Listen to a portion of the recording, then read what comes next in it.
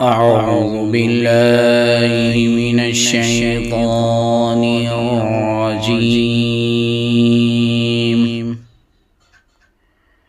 بسم الله الرحمن الرحيم.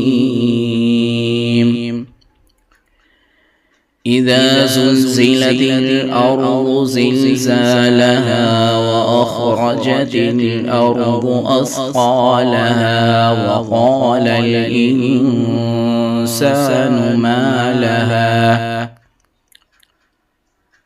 يومئذ تحدث أخبارها بأن ربك أوحى لها يومئذ يصدر الناس أشتاتا ليروا أعمالهم فمن يعمل مثقال ذرة خيرا يره ومن يعمل مثقال ذرة شرا يره.